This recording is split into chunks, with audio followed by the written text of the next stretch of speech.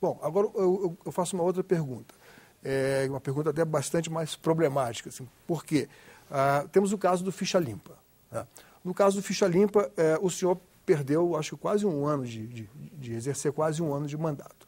Mas, evidentemente, isso não quer dizer que o senhor seja contra a Ficha Limpa. Né? Ou seja, o senhor acha que o seu projeto, de alguma forma, ele traz uma complementação para o projeto da Ficha Limpa ou ele anda na mesma direção?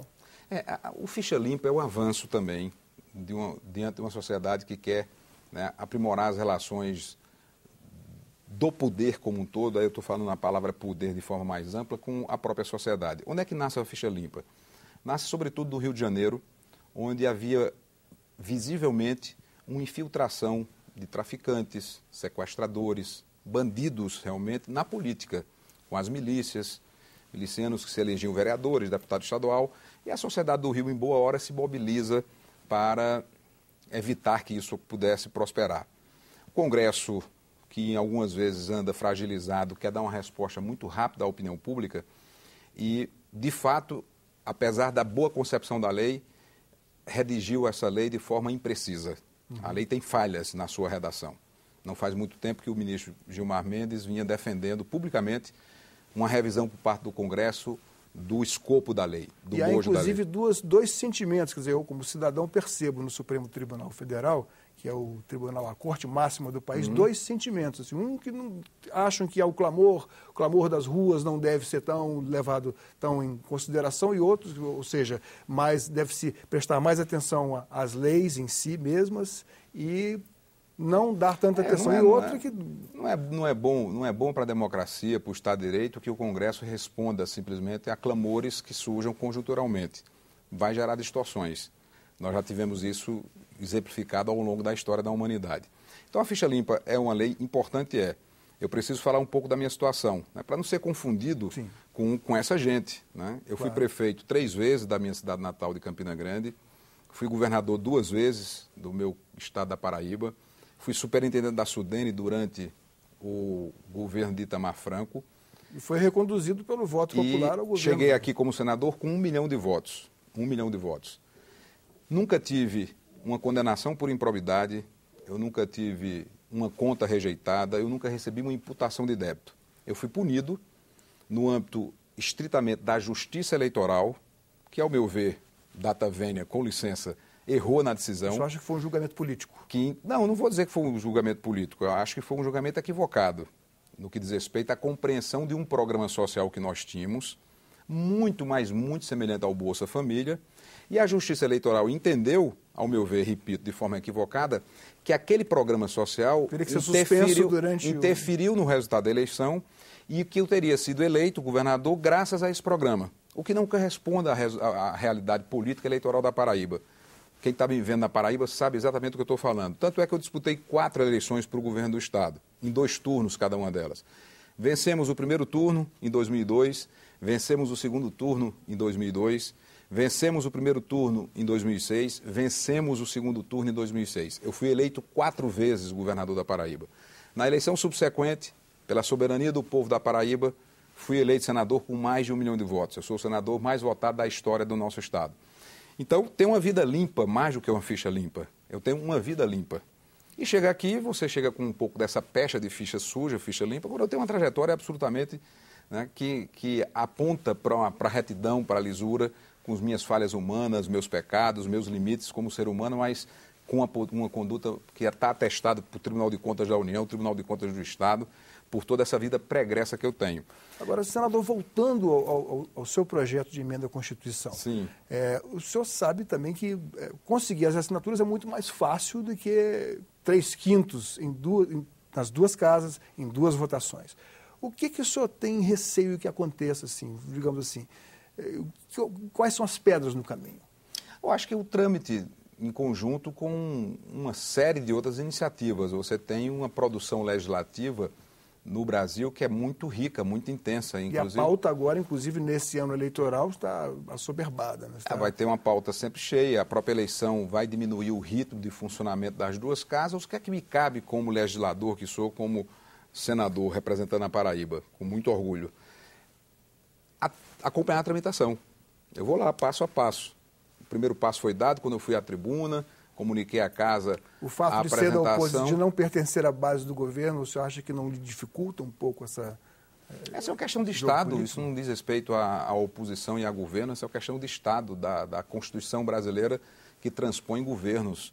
Vai chegar um dia em que Dilma não será mais presidente, como Lula já não é mais, Fernando Henrique, Sarney, etc. Então não é uma proposta que diga respeito à oposição e ao governo, diz respeito ao Estado e à sociedade brasileira. Agora, o senhor fez uma referência aqui, comparando o atual período aqui, dado o desequilíbrio de forças entre a base do governo e a oposição, o senhor quase comparou como se fosse um período de exceção. Por quê? Não, porque eu acho que uma das críticas que tenho feito ao atual governo é, primeiro, as manifestações de incoerência, né, que ficam cada vez mais visíveis. O Brasil cumpriu etapas importantes. Cumpriu a tarefa, primeira, da redemocratização, e a Constituinte é um marco nisso, Constituição de 88. Eu tive a honra de estar lá. Cumpriu a tarefa da estabilidade econômica. E aí é inegável a contribuição do PSDB sob o comando do presidente Fernando Henrique Cardoso. Está cumprindo ainda em curso a tarefa de redução das desigualdades sociais. E aí contribuição de Fernando Henrique e também de forma inegável do presidente Lula. A próxima tarefa, que é o que a sociedade vai exigir, ao meu sentir, é um Estado moderno, que não seja aparelhado por sindicatos, por partidos políticos, um Estado que não tenha um peso do tamanho que tem hoje, que sacrifique quem produz no Brasil, a injustiça de um custo para manter, por exemplo, uma máquina pública inchada, aparelhada, e que vem dos impostos, vem dos tributos. Então, tardiamente, antes tarde do que nunca, o governo do PT começa a adotar medidas que nós defendíamos há quase uma década e meia.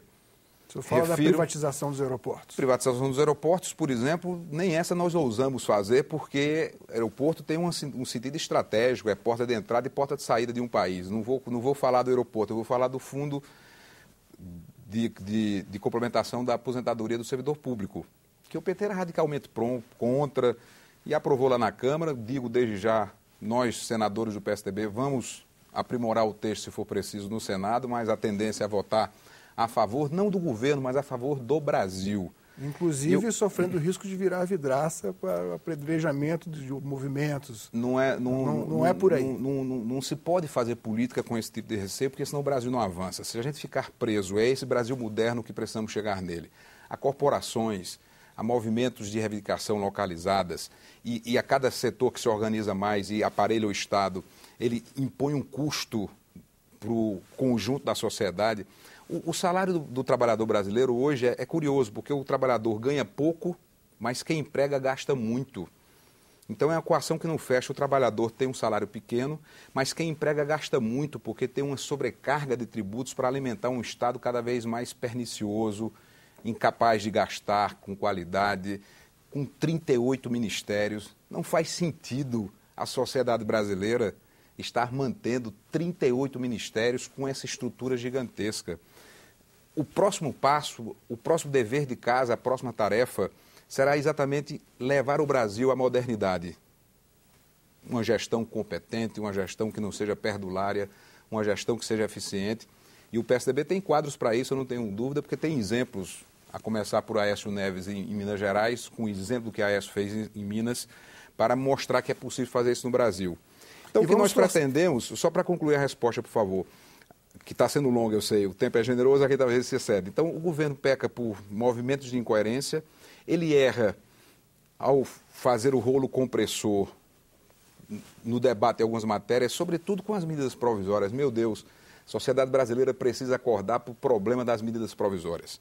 O governo pega um tema que é relevante, que impede a oposição de votar contrária pela responsabilidade que nós temos. Enxerta algumas Chega um tema que, se for derrotado aqui no Senado, por exemplo, vai gerar instabilidade no mercado, vai provocar desemprego, vai desaquecer a economia. Então, nós, brasileiros da oposição, que somos responsáveis e que temos compromisso com o Brasil, somos obrigados a votar a favor. E aí vem um truque. Enxerta junto de um tema importante que nós não podemos votar contra, enxerta, e nós temos votado tudo num pacotão só, de criação de empregos, programas que não estão validados, ações que são nitidamente políticas e eleitoreiras. E não é porque é do governo do PT, não. Eu venho fazendo essa crítica já há algum tempo, só que está piorando essa situação. E não importa se é o governo de A, B ou C, esta mudança da relação executivo e legislativo precisa ser verificada para o bem do Brasil. Então, além deste rolo compressor que também acontece, algumas manobras que são feitas e são regimentais de procrastinar matérias que são relevantes para a sociedade. Senador, obrigado pela sua presença e vamos torcer para que a PEC, que não extingue apenas o foro privilegiado para os parlamentares, mas também para membros do Executivo e membros do Judiciário, para que ela avance e tenha sucesso. Cidadania conversou com o senador Cássio Cunha Lima sobre o projeto que pretende alterar a Constituição Federal com o objetivo de acabar com o foro privilegiado. Para enviar críticas, sugestões ou baixar uma cópia deste programa, acesse www.senado.gov.br/tv. Obrigado pela atenção e até o próximo Cidadania.